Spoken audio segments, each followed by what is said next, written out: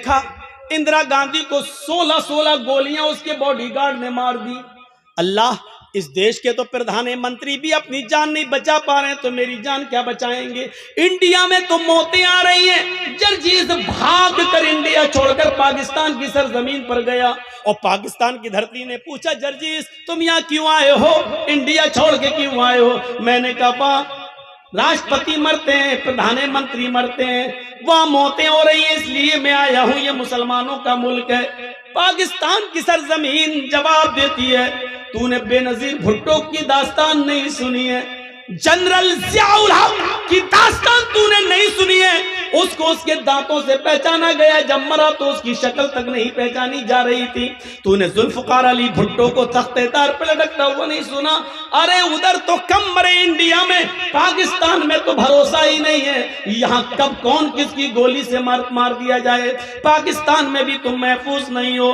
جرجیز عراق کی سرزمین پر گیا، عراق کی دھرتی نے کہا اگر یہاں زندگی کسی کو مل سکتی تھی تو صدام جیسے آدمی کو مل سکتی تھی، اس لیے کہ امریکہ کی آنکھوں میں آنکھیں ڈال کر اسی نے جرأت کی ہے، اسی نے بہادری دکھائی ہے. لیکن موت نے اس کو بھی اپنے شکنجے میں لے لیا. جب پکڑا گیا تو بنکروں کے اندر پایا گیا، داڑھی بڑھ چکی تھی، مونچھیں بڑھ چکی تھی، شکل سے پہچان میں نہیں آ رہا تھا. عراق نے کہا تم سعودیہ چلے جاؤ، وہاں تمہاری جان بچ جائے گی. جرجیز عراق کی سرزمین سے بھاگ کر سعودیہ کی سرزمین پر آتا ہے. سعودیہ کی سرزمین میں ریاض میں اترتا ہے. ریاض نے پوچھا کیوں آئے ہو؟ جواب دیا اس لیے کہ انڈیا میں مرتے ہیں، پاکستان میں مرتے ہیں، عراق میں مرتے ہیں، ایران میں مرتے ہیں، یہاں اس لیے آئے کہ میری جان بچ جائے. ریاض کی سرزمین نے کہا یہاں پر بھی جان نہیں بچے گی، اس لیے کہ دیکھو شاہ فیصل کو اس کے بھتیجے ہی نے مرڈر کر دیا، اس کے بھتیجے نے مار ڈالا، بعد میں اس کو بھی قتل کیا گیا. ہاں یہاں پر بھی بادشاہوں کا مرڈر ہوا، قتل ہوا. اگر تمہیں اپنی جان بچانا ہے تو مکے میں چلے جاؤ، وہاں جناب محمد رسول اللہ پیدا ہوئے تھے، شاید وہاں جان بچ جائے. جرجیز مکے میں جاتا ہے، مکے کا نظارہ دیکھ کر خوش ہو جاتا ہے. جیسے اندر گھستا ہے اس کو طواف کرنے کا موقع ملتا ہے. ابھی اس نے خانہ کعبہ کے 7 چکر لگائے تھے، ابھی مقام ابراہیم پر 2 رکعت نفل نماز پڑھی تھی، ابھی دعا مانگی رہا تھا، ابھی صفا اور مروہ کے چکر لگا ہی رہا تھا. اتنے میں اذان کی آواز آتی ہے، اذان کے لیے نماز پڑھی جاتی ہے. جرجیز نماز پڑھنے لگا، خوش ہے آج ایسی بستی میں آیا ہوں جہاں محمد رسول اللہ پیدا ہوئے، یہاں میری جان بچے گی، یہاں کبھی موت نہیں آئے گی. جرجیز نے جب ظہر کی نماز پڑھ کے سلام پھیرا، امام حرم نے نماز پڑھا کر سلام پھیرا، السلام علیکم ورحمت اللہ. مؤذن کھڑا ہوتا ہے، کہتا الصلاۃ علی الاموات، کچھ جنازے آئے ہوئے ہیں، آپ رکیے، ان جنازوں کی نماز جنازہ پڑھی جائے گی. میرے بھائیوں، جرجیز نے سب سے زیادہ جنازے مکے ہی میں دیکھے ہیں. ظہر میں جنازے کی آواز، عصر میں جنازہ پڑھا جا رہا ہے، مغرب میں جنازے پڑھے جا رہے ہیں، عشاء میں جنازے کی نماز جنازہ ہو رہی ہے، مغرب میں نماز جنازہ پڑھا جا رہا. اللہ، اتنی موتیں تو ہم نے انڈیا اور پاکستان میں بھی نہیں دیکھی. یہاں تو سب سے زیادہ ہر نماز میں 5-6 جنازے آ رہے ہیں. لوگوں نے کہا تمہیں اپنی جان بچانا تو مدینے چلے جاؤ. مدینے جاتا ہوں، مدینے کی سرزمین پر ابھی عصر یا مغرب کی نماز پڑھنے کا موقع ملتا ہے. آواز آتی ہے کیوں آئے ہو؟ جان بچانے کے لیے. اگر اس ہستی دنیا میں کسی کی جان اگر بچی ہوتی تو آج اس صاحب قبر موجود نہ ہوتا، آج اس روضہ اقدس کے اندر محمد رسول اللہ کی قبر نہ ہوتی. اس قبر کے اندر اللہ کا سب سے زیادہ لاڈلا، اللہ کا سب سے زیادہ پیارا، اللہ کا سب سے زیادہ محبوب بندہ اس قبر میں موجود ہے. جرجیز، موت نے اس کو بھی اپنے شکنجے میں لے لیا ہے، پھر تم کیسے بچ سکتے ہو؟ حاشا کلّا، نہیں. کچھ لوگ قرآن پڑھ رہے تھے، لوگوں سے پوچھا میں نے یہ کیا پڑھ رہے ہیں؟ لوگوں نے جواب دیا یہ قرآن پڑھ رہے ہیں۔ میں نے پوچھا یہ قرآن کیا ہے؟ جواب ملا یہ اللہ کی آخری کتاب ہے، قیامت تک کے تمام مسائل کا حل اس کتاب کے اندر موجود ہے۔ مولوی جرجیس مسکرایا، جب قیامت تک سارے مسائل کا حل موجود ہے تو موت کا مسئلہ بھی حل ہوگا۔ یہ کتاب ہمیں ہمیشہ زندہ رہنے کا بھی طریقہ بتائے گی۔ جرجیس نے بھی وضو بنایا اور قرآن لے کر بیٹھ گیا۔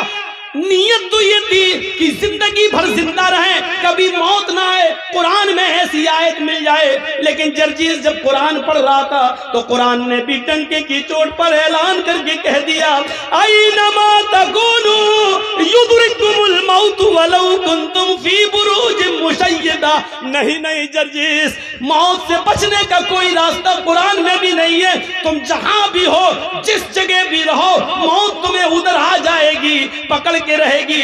چاہے پہاڑوں کی کوہ میں چلے جاؤ، سمندر کی تاریکیوں میں چلے جاؤ، آسمان کی بلندیوں پر کمند ڈال دو، چاند پہ رہنے لگو یا سورج تک پہنچ جاؤ، کہکشاؤں تک پہنچ جاؤ، انترکش تک پہنچ جاؤ، کہیں بھی چلے جاؤ، جہاں تم جا رہے ہو موت تمہارے پیچھے پیچھے جا رہی ہے۔ قل ان الموت الذی تفرون منہ فانہ ملاقیکم۔ تم جس موت سے بھاگ رہے ہو بھاگ نہیں سکتے، تم جہاں کھڑے ہو وہی موت تم سے ملاقات کرنے کے لیے، وہ تم سے زیادہ تیز اسپیڈ میں دوڑ رہی ہے، وہ تم سے زیادہ تیز اسپیڈ میں آ رہی ہے، وہ تم سے زیادہ تیز اسپیڈ میں تمہارا سفر کر رہی ہے، تمہارے پاس آ کر رہے گی، تمہیں اپنے شکنجے میں لے کر رہے گی، تم سے مل کر رہے گی۔ فَإِنَّهُ مُلَاقِيكُمْ، وہ تم سے ملاقات کر کے رہے گی۔ ملاقات کس کو کہتے ہیں؟ السلام علیکم۔ وعلیکم السلام۔ آپ نے ہم سے ہاتھ ملایا، ہم نے آپ سے ہاتھ ملایا، آپ نے ہم کو دیکھا، ہم نے آپ کو دیکھا، یہ ہے ملاقات۔ آپ نے میری آنکھوں میں آنکھیں ڈالی، ہم نے آپ کی آنکھوں میں آنکھیں ڈالی، یہ ہے ملاقات۔ فَإِنَّهُ مُلَاقِيكُمْ، موت تم سے ملاقات کرے گی۔ اس کا ترجمہ میں یوں بھی کر سکتا ہوں کہ موت تمہاری آنکھوں میں آنکھیں ڈال کر رہے گی، یعنی موت تمہیں اپنی نظروں سے تمہاری آنکھوں میں آنکھیں ڈالے گی اور تمہاری روح اس وقت نکلے گی۔ وَأَنْتُمْ حِينَئِذٍ تَنْظُرُونَ، اپنی آنکھوں سے دیکھو گے۔ روح نکالنے والے فرشتے کو جب روح نکال رہا ہوگا وہ نکال کے لے جا رہا ہوگا۔ میرے بھائیوں، جب تمہاری روح نکلے گی، ہماری روح نکلے گی، وَأَنْتُمْ حِينَئِذٍ تَنْظُرُونَ، اس وقت مرنے والا اپنی آنکھوں سے دیکھ رہا ہوگا۔ بڑا عجیب مسئلہ ہوتا ہے جب روح نکلتی ہے۔ روح سب سے پہلے پیروں کے تلوے سے نکلتی ہے نیچے۔ آپ کسی مرنے والے کے قریب بیٹھیے اور دیکھیے سب سے پہلے اس کا پیر کام کرنا بند کرتا ہے۔ روح یہاں سے کھینچتا ہے ملک الموت، یہاں سے کھینچ کر ٹخنے تک آتی ہے، پھر یہاں سے کھینچتا ہے تو پنڈلی تک آتی ہے۔ والساق بالساق، پنڈلیوں سے پنڈلیاں ٹکرا جاتی ہیں اور نیچے کا دھڑ کام کرنا بند کر دیتا ہے۔ پھر یہ روح کھینچتا ہے تو گھٹنے تک آ جاتی ہے، گھٹنے کے نیچے کا حصہ بیکار ہو جاتا ہے۔ پھر روح کھینچتا ہے تو ران تک آ جاتی ہے، ران سے نیچے کا حصہ بے جان ہو جاتا ہے۔ پھر روح کھینچتا ہے تو سینے تک آ جاتی ہے اور سینے سے نیچے کا حصہ بیکار ہو جاتا ہے۔ پھر روح حلق تک آ جاتی ہے، حلق تک آ جاتی ہے اور حلق سے نیچے کا حصہ بیکار ہو جاتا ہے۔ اور پھر حلق کے پاس آ کر جب روح کو کھینچتا ہے، روح نکالتا ہے، تو یہ روح آنکھ، ناک اور کان، ان تینوں راستے سے باہر نکلتی ہے۔ اور جب ناک اور کان کے راستے سے نکلتے ہوئے آنکھوں تک پہنچتی ہے تو آنکھیں پھٹ جاتی ہیں۔ اور آپ دیکھیے گا مرنے والا جب مر رہا ہوگا تو اس کی آنکھیں کھلی رہ جاتی ہیں۔ کیوں؟ قرآن کہتا ہے اس لیے کھلی رہ جاتی ہیں کہ وَأَنْتُمْ حِينَئِذٍ تَنْظُرُونَ، اس وقت وہ روح نکالنے والے ملک الموت کو اپنی آنکھوں سے دیکھ رہا ہوتا ہے، اور یہ دیکھ رہا ہوتا ہے کہ میری روح کو لینے والے رحمت کے فرشتے آسمان سے آئے ہیں یا عذاب کے فرشتے آسمان سے آئے ہیں، میری روح کو جنت کے فرشتے لے رہے ہیں یا ملک الموت کے ہاتھوں سے میری روح کو جہنم کے فرشتے لے رہے ہیں۔ وہ اسی دنیا میں دیکھ لیتا ہے کہ میری روح کو لینے کے لیے جہنم کے فرشتے آئے ہیں، جنت کے فرشتے۔ بہت آسان ہے، ہم لوگوں میں سے کتنوں کے ماں باپ اس دنیا میں نہیں ہوں گے، کتنوں کی ماں اس دنیا میں نہیں ہوگی، کتنوں کے ماں باپ اس دنیا میں نہیں ہوں گے. ذرا سوچئے، وہ اس دور سے گزر چکے ہیں، اب وہ دور ہمارا بھی آنے والا ہے، آپ کا آنے والا ہے، ہمیں بھی اس دور سے گزرنا ہے. ہم نے اس موت کے بعد کے لیے کیا تیاری کر رکھی؟ ہمیں اس چیز کا احساس اپنے اندر پیدا کرنا ہے. بہت خوش اور مگن ہو چکے ہم لوگ، بہت. یہ جو آوازیں آ رہی ہیں، چاہے عورتوں کے پنڈال سے آ رہی ہو، چاہے بازار سے آ رہی ہوں، یہاں جلسہ ہو رہا ہے، قرآن پڑھا جا رہا ہے، حدیث پڑھی جا رہی ہے، یہ یاد رکھیے گا، یہ آوازیں آپ کی ہوا میں نہیں گھوم رہی ہیں. آپ نے صبح سے لے کے شام تک، ابھی جب سونے جائیں بستر پر تو سوچئے گا کتنی گالیاں دی ہیں اور کتنا آپ کی زبان سے سبحان اللہ اور الحمدللہ نکلا ہے، اس کا حساب لیجئے گا. آپ ابھی تک اپنی پوری زندگی کا نہیں لے پائیں گے، لیکن آج کا حساب لیجئے گا. آج صبح سے شام تک کتنی گالیاں دی ہیں، کتنوں کو دھوکہ دیا ہے، کتنوں کو ناجائز ستایا ہے، کتنوں پر ظلم کیا ہے اور کتنوں کے ساتھ اچھا سلوک کیا ہے. آپ نے جو کچھ بھی کیا ہے وہ اس ہوا میں گھوم نہیں رہا ہے، بلکہ اس کو فرشتے ریکارڈ کیے ہوئے ہیں. اچھا کیا تو دائیں ہاتھ کے فرشتوں نے ریکارڈ کر رکھا ہے، برا آپ کی زبان سے نکلا تو اس کو بائیں ہاتھ کے فرشتوں نے ریکارڈ کر لیا ہے. وہ اس ہوا میں ہے نہیں. یہ مت سوچئے گا کہ اس ہوا میں گھل گیا اور مل گیا اور چلا گیا، نہیں، وہ ریکارڈ ہے، وہ ریکارڈ ہے. اور قیامت کے دن اللہ اس ریکارڈ کو ہمارے سامنے پیش کر دے گا. فَمَن يَعْمَلْ مِثْقَالَ ذَرَّةٍ خَيْرًا يَرَهُ وَمَن يَعْمَلْ مِثْقَالَ ذَرَّةٍ شَرًّا يَرَهُ. ذرہ برابر نیکی کی ہوگی تو اس کو بھی تم اپنے نامہ اعمال میں دیکھ لو گے، ذرہ برابر برائی کی ہوگی تو اس کو بھی تم اپنے نامہ اعمال میں دیکھ لو گے. اس چیز کا احساس ہمارے اور آپ کے اندر آنا چاہیے. جہنم کا سب سے ہلکا عذاب اس آدمی کو دیا جائے گا جس کے پیروں کے تلوے کے نیچے آگ کی 2 چنگاریاں ہوں گی. ان احون اہل النار عذابا یوم القیامت لرجل یوضع فی اخمص قدمیہ جمرتان.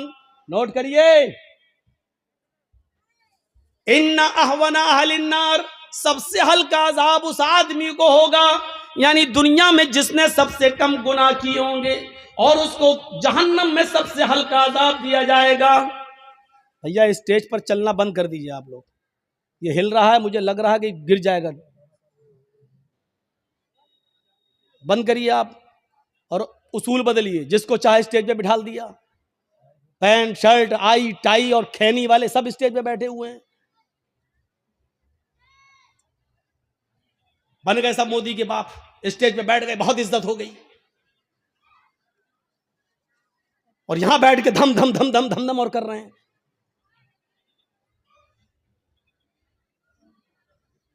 ان احون اہل النار عذابا یوم القیامت، سب سے ہلکا عذاب اس آدمی کو دیا جائے گا قیامت کے دن. لرجل یوضع فی اخمص قدمیہ جمرتان، جس کے پیروں کے تلووں کے نیچے آگ کی 2 چنگاریاں رکھ دی جائیں گی. چنگاری، کبھی بیڑی پیے ہو؟ ہاں، وہ تو بہت لوگ ہوں گے ایسے. مولانا صاحب کسی کو کھڑا کر کے پوچھو، کہے گا ہاں ہاں ہاں مولانا صاحب غلطی ہو گئی، آئندہ نہیں پیئیں گے، لیکن ابھی تو کہے گا ہاں پیتے ہیں. چنگاری دیکھی آپ نے؟ ایک چنگاری اٹھتی ہے. انگارے کی بات نہیں کر رہا ہوں میں، انگارہ تو اتنا بڑا ہوتا ہے، کوئلہ آپ نے جلایا وہ انگارہ ہے، وہ تو بہت بڑا ہو گیا. آگ کی 2 چنگاری 2 پیروں کے نیچے، ان تلووں کے نیچے رکھ دی جائے گی. یہ کون آدمی ہوگا معلوم ہے؟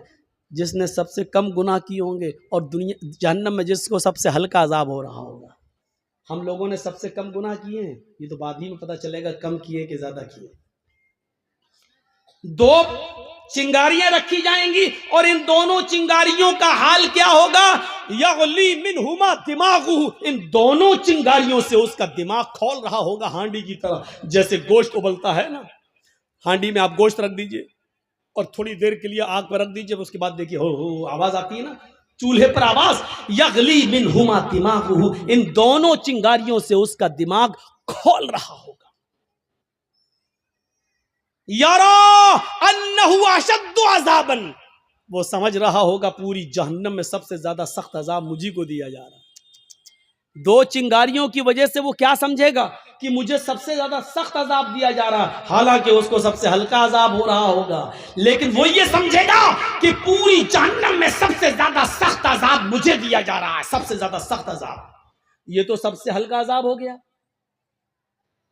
اب اللہ جانے سب سے ہلکا عذاب کس کو ملے. کون ہو جس نے سب سے کم گناہ کیے. یہ تو سب سے ہلکا عذاب ہو گیا. لیکن سب سے زیادہ سخت عذاب کس کو دیا جائے گا. وہاں نام آئے ہیں. سب سے زیادہ سخت عذاب کس کو دیا جائے گا. وہاں اللہ کے نبی نے نام لیے ہیں. ان اشد عذابا یوم القیامت المصورون. آخرت کے اندر سب سے زیادہ سخت عذاب، سب سے زیادہ ہارڈ عذاب اس کو دیا جائے گا جو دنیا میں تصویریں بنایا کرتا ہے، جو دنیا میں تصویریں لیا کرتا ہے. کھل کر کیوں نہ کہہ دوں، جو اپنے موبائلوں میں سیلفی لیتا ہے، فوٹو کھینچتا ہے، کسی مولوی کے ساتھ وہ سیلفی لے کر فخر کرتا ہے، اپنی دکان میں مولانا کو بٹھا کے سیلفی لے کے اس کے پرچار کرتا ہے. ان اشد عذاب یوم القیامت، ان اشد الناس، سخت عذاب لوگوں میں سب سے زیادہ قیامت کے دن اس کو دیا جائے گا المصورون، جو دنیا میں تصویریں بنایا کرتے ہیں، جو دنیا میں تصویریں لیتے ہیں. لو بیٹا لو، کھینچو. کیا ہو گیا؟ ویڈیو کر رہے ہو؟ یہ نہیں بن رہی ویڈیو. آئیے ابھی جرجی صاحب تقریر ختم کریں گے. مولانا صاحب ہو گئے جنت الفردوس کے مالک، بہت اچھا. اپنے دوستوں میں شیئر کریں گے، دیکھیے جرجی صاحب سے ملاقات کر کے آئے ہیں، مل کے آئے ہیں.